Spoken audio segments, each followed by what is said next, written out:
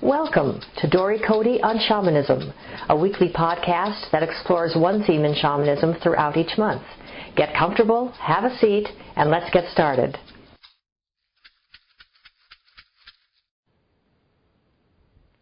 Hi, and welcome to podcast number 34.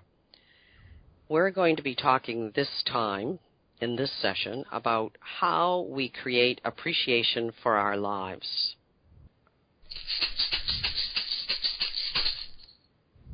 Dory, there are so many people who are suffering or living in fear in the world right now. How can someone truly have appreciation for life in their heart when they have been victims of war, crime, or financial disaster? Appreciation is so closely related to gratitude that it is often challenging to distinguish one from the other. But there really are some distinguishing characteristics. Appreciation begins from, again, our own heart. It doesn't begin in the mind. It begins in the heart. And going down to the roots of how we can appreciate our lives despite whatever might be happening around us in our own little cosmos or in the larger world, where we're being bombarded with images of war and crimes and cultures that are experiencing financial disaster and or our own personal financial disaster. I think about, the people who survived the Holocaust, who lived in concentration camps and experienced the most heinous thing that any of us could ever conjure up anybody could survive. And, the stories that came out of the Holocaust was how many of these people found solace in appreciating the most minute of things in the moment. A bite of potato, an extra beetle that they found crawling around on the ground that gave them just a morsel of protein. A smile from the person who was lying on the floor beside them. That's the heart of appreciation. That's the root of appreciation. And we tend to lose sight of that because our world is so enormous and we have so many events spinning around us in our own lives and in the larger world that it's difficult to conjure up the moment to appreciate the smallest of wonders in the world, the smallest of pieces of life that are magical and positive despite what might be going on in the bigger picture. I was privileged to receive some communications from some shamanic colleagues who happened to be in France this past week when there were terrorist attacks. And their messages of hope and the ways in which they found an appreciation for the most minute aspect of safety and comfort when there were on the outside, outside of their walls, sirens and terror in people's eyes and fear and an incredible heightened sense of anxiety. They were able to go inside and appreciate, okay, I have a wall and a window here. That helps me to feel safe right this minute. I'm still breathing. I am surrounded by other people who share my spiritual values. We can do ceremony. We can experience light, experience light within our own hearts, even if there is not light in the moment outside of these walls. That's the heart of appreciation. That's what really is the juice that feeds appreciation at times when we're challenged to find appreciation. So again, like I was talking about last time, we have to practice appreciation in order for it to get automatic. Because if we don't practice it, when we really, really need to appreciate the most minute aspects of our lives and the miracles that are happening around us, we don't have that practice. Therefore, we will forget to practice appreciation. And just like with gratitude, when we practice appreciation, it builds, and we're able to remember to go to that place at times of stress or anxiety or fear. And that will help us survive and get through those challenging times, personal, financial disaster, whatever it might be.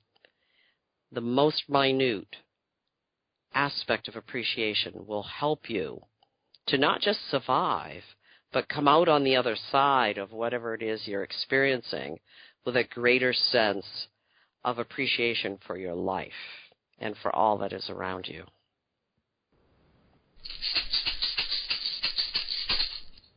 I believe you've answered this question, but maybe there's something you'd like to add to it. What does it truly mean to appreciate?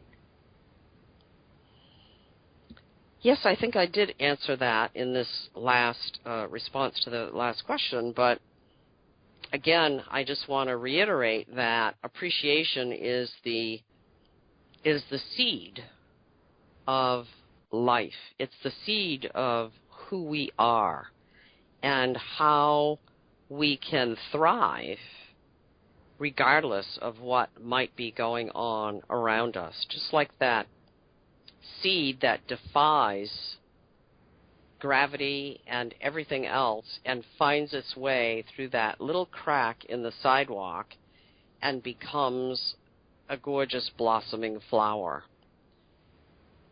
Appreciation is the seed of who we are, and if we can conjure that appreciation, then we do have that opportunity to blossom through the cracks. It's interesting that in finance there's a term about interest appreciating. That's right. And isn't that a difference between gratitude? Yes, it's growing. Appreciation grows. It's like the attitude of building on itself, the building blocks of life. Just like that seed, it just has potentiality. It has that power in it. And it comes up through the ground and becomes this amazing flower. It comes up through this little crack in the sidewalk and creates beauty before our very eyes. It's that potentiality in the seed, the appreciation, the capacity to multiply and grow. If people can have appreciation for life even when they are feeling poor, or if they're grieving or dealing with serious physical illness, how might that help them get better or richer or happier?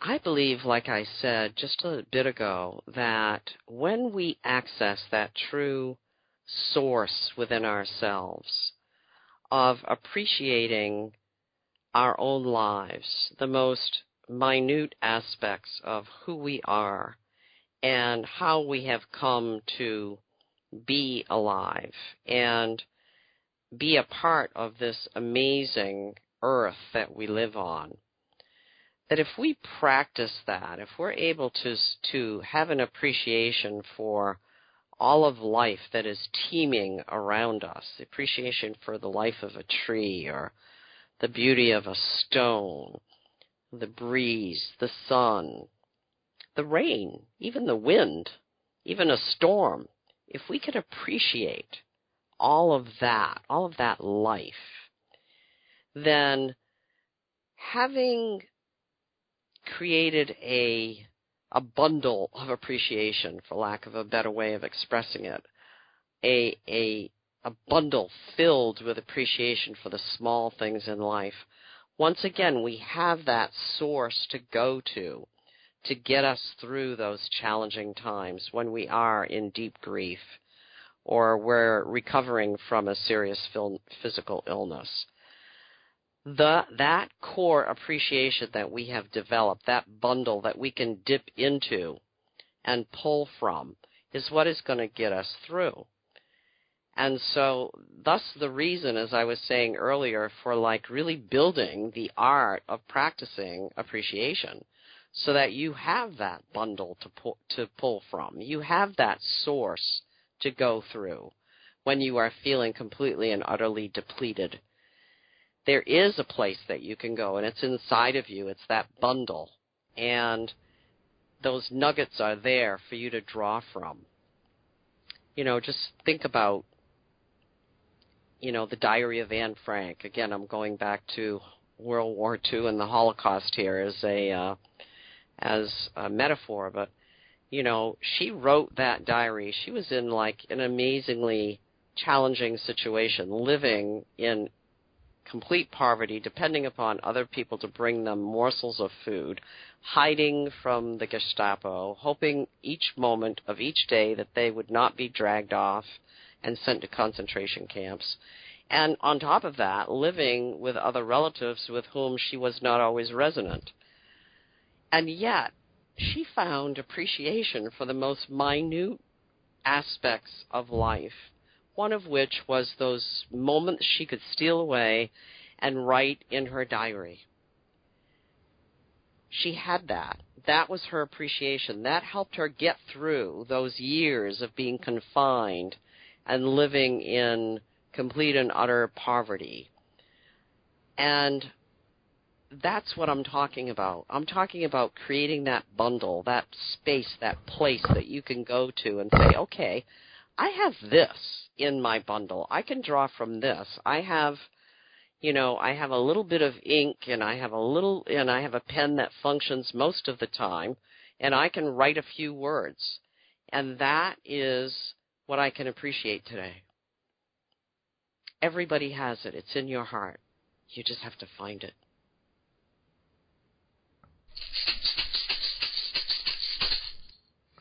This completes our prepared questions on the topic of appreciation. Is there anything you would like to add at this time?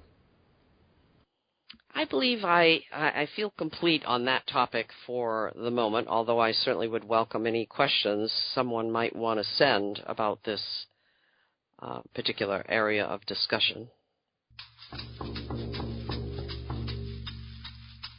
Thank you for listening to Dory Cote on Shamanism. We'd love to hear your thoughts, stories, reactions, and questions. Come on over to dorycote.com and join the conversation. And tune in next week for more on this subject, or next month for a new subject.